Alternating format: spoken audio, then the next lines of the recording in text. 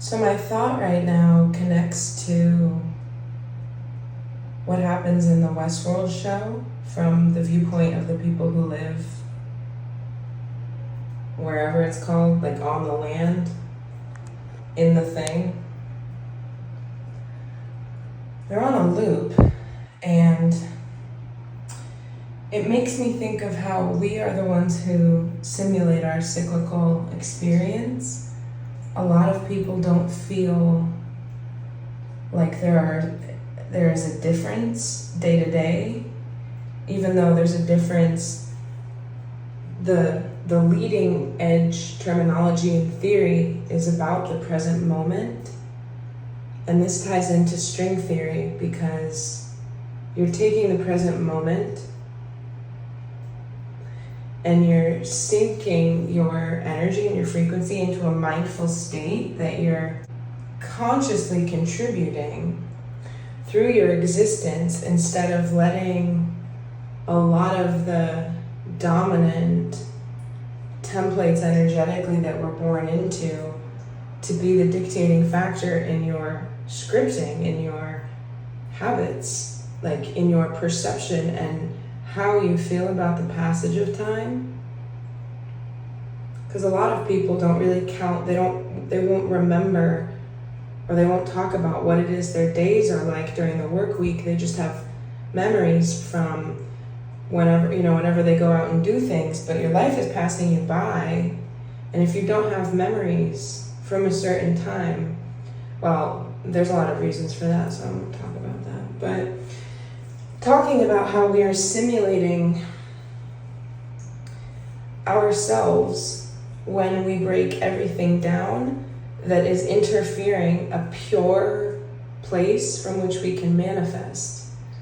And there's a lot of things that stand between a lot of people and being able to purely manifest. And before you get to a place of feeling your unity within the antithesis of that cyclical programmed existence, you have to first pass through a lonely period because you're moving beyond everything that you had since attracted vibrationally into your reality.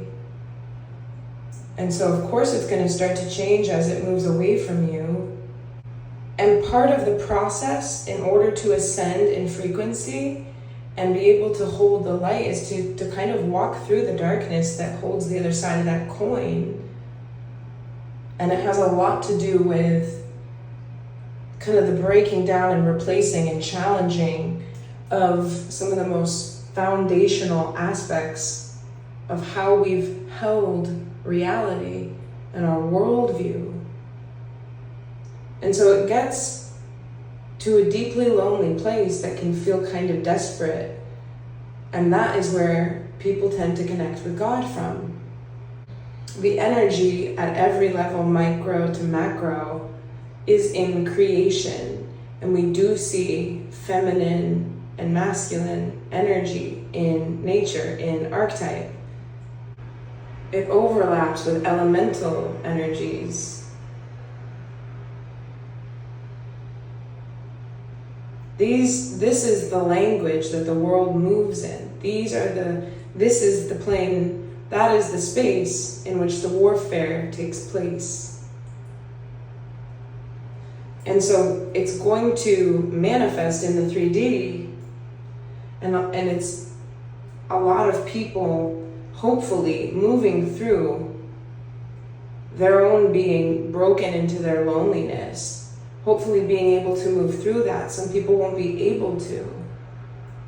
That's why I talk so much about my dark times so transparently, because a lot of people can't make it through their dark times. But it is the passage that we have to take in order to unwrite those things. To become conscious of them is what enables you to release them. And then we replace what it is that we release with light, and we expand that way, and we allow ourselves to become conscious. And you walk yourself through everything that you've suppressed. A lot of people don't realize that they are not themselves, their full true selves. We get used to not having a full relationship with the people in our lives, where we only give, you only give certain people certain sides of you in the way that you've come to know them. And I think about this a lot because I have a lot of secrets that no one in my life has ever known, except for my dog. It's why we're so close. It's why he trembles with anxiety when he stares at me for too long. He knows everything. But we're meant to determine our behavior based on the way that we feel, because each individual human is designed to key into their point in the energy as they're designed, as they're choosing to incarnate differently. Everybody's truth is valid, but we're very concerned with what other people are doing, and a lot of people are shut down from understanding that focusing on the self is focusing on the whole. Improving the energetic system within the self is going to enable you to engage with others in a way that strives to move things in a certain direction. A lot of people aren't fully conscious of where it is their end goal is from having an interaction. There's these hidden stakes that our ego takes in certain dilemmas. I had an experience with this today, and I caught myself doing it. I was wanting to respond in a certain way. I'm not going to talk about this in great detail. I was on my feet from 7:45 a.m. until 9 p.m. and all sorts of, oh my gosh, places and driving and situations to be handled. And I've just been going pretty hard lately. And I am feeling tested, but my endurance, my knowledge of my own cycles and my needs, as far as staying hydrated, energetically grounded, energetically cleared, making sure I have food, and when it is when it is time to eat, making sure that I have what it is that my body, via the way that it feels and the way that I'm connecting, is getting what it's asking for. So different chakras, I'm connecting with the minerals or the deficiencies or the sensations in my head, and keying into that and choosing to support myself in sleep. And I have a level of mastery with myself, because when we learn ourselves intimately, deeply, we're not like other people. We're all accepting very blanket understandings about ourselves, about very intimate things about ourselves and very powerful things about ourselves. And we're the only ones who know about ourselves. And I've come to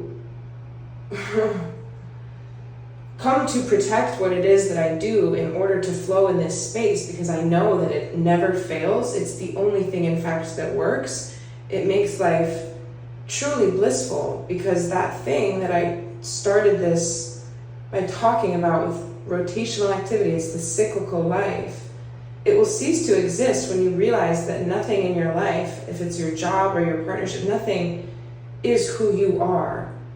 You are your experience, and your noticing and your consciousness in your moments, day to day, is an ever-blossoming flower, and there's always more to be had, and it will go somewhere if you choose to witness the aspects of that you can say yes to. Because when you do that, you're pressing buttons on a dashboard that the universe is trying to deliver, because the energy flows through naturally, and everybody presses buttons with their thoughts and their emotions and their projections, and when they don't choose to think before they speak, or we are reactionary, or we have a little storm cloud over our heads and we're thinking about things, and we forget that in order to change your circumstance, you do have to, at some point, stop thinking that you're the only one who has gone through certain challenging things, and be able to know that the emotions you feel are there to remind you that there's another way to be in the future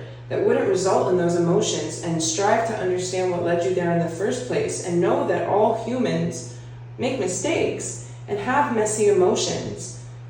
The emotions are supposed to be messy, but the way that we allow them to move through does not have to be, because it's counterintuitive, and that it just requires releasing. But we need space from everything we've been taught and told in order to allow that process to unfold. And that's why it's very touchy because, or I feel hypocritical sometimes about explaining my way. And my greatest challenge and most enticing activity is trying to make it as universal as possible, because it is somewhat universal. I mean, a lot of people speak on this, but I think of a scene from the show The Good Place with the older sister of the character Tahani. The older sister's name is Camilla, and she's this rock star of a multi-talented little sister, and Tahani is in her shadow.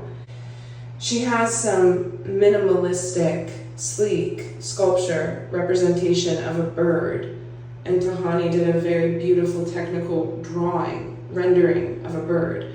And Camilla's like, I trust my audience. As in, like, it's like a pretentious, trope within the art world, but this is really how it's gone, right? Stripping things of things that, signifiers, and having the human interaction with artwork as it's presented, shape, color, if it's installation, anything, right? Anything we're presented with. If we interact with a rendering, it's Magritte. This is not a pipe, but we have ways of instantaneously, unbeknownst to us and our conscious minds, unless we start to witness in full, associations that are automatically made, and that too exists in the plane of what is being, I'm not going to say that word because that would be too ironic on YouTube. So maybe this can live as a recording on the website instead. We'll see. I'll transcribe it. Something will happen. But once you, and if you can, be honest with yourself about how you do choose to partake in the drama of your own suffering when you receive the information that it is still present. That is what simulating your reality is. And this is a co-created, collective manifestation being simulated on Earth by all the beings that are here right now. And so the more people who stop partaking and accepting the patternistic narratives that they plug their lives into, that support them running on autopilot, if they question that, and then they have to go through the process of unplugging from it, they will pass through those stages of darkness, because that is when people start to seek meaning, and then you can hold the empathy, the compassion, and the full scale of how polarity on Earth functions through the human experience. It's a full, complete integration to be able to not operate in that, and hopefully we don't fight the exit. We don't fight the exit. We choose to create and have faith. Without faith, that process can destroy a person. And in every moment, once you realize that there's a pure potential, you're just a blank slate, you can embody new energy because it flows through you. And I believe that I am capable of sustaining a large amount of energy in my body for long periods of time and completing a lot of tasks and operating off of less sleep than a lot of people would find normal. And I used to have certain patterns, habits, addictions, issues that was just truly appalling. Truly appalling. And I know that it's okay for me to be different. And I'm deeply concerned with my own health and well-being because I understand how precious it is and how much I've threatened it myself with bad decisions that led to more threats to it that I couldn't control. And so I have to arrive at a place where, because I've cultivated a level of protection in my energy, and it's a very challenging thing to walk two worlds right now. I know that people are feeling this, and it's a lot to hold light in a space where, I see like clouds setting in a lower part of the stratosphere, and you just have to keep connecting and rising into the spaces to be able to bring the frequencies in and anchor in. Continue to connect and know that immediately overrides any of the doubt. You know, the intensity is building, that it kind of sits it's like a smog. It's moved from a mist to a smog. And it's sitting pretty heavily, these kind of like impending attempts to clutch its prey, So with that, I'm going to go. Being able to relieve yourself of the emotional attachments, noticing the emotions, but not needing to follow every single impulse they provide you, because you're willing to look at what they mean every time. Because the quicker you do that, you know why you feel the way you feel. And if there's unresolved stuff within you, if you have a bunch of lies from the people, secrets and lies from the people in your life, and you have not acknowledged who you are and how you walk in the world and what your impact is, then you're not fully conscious, because you have suppressed aspects of yourself and simulating a reality from a place that is not integrated with your actual essence, your consciousness, how you think and how you see the world, and how when you communicate that without fear to the people around you, how it affects them, and as a result, how it affects the type of people you start to meet. This is why we have to be patient through the phases where things crumble.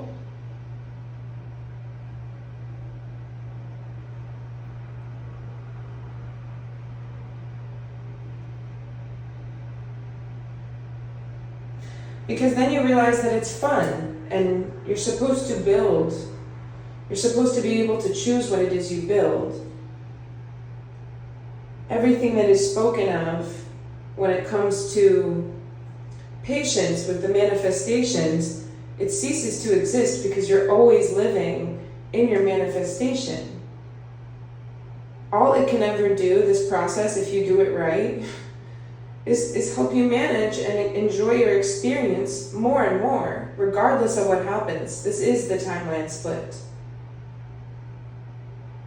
This is the timeline split.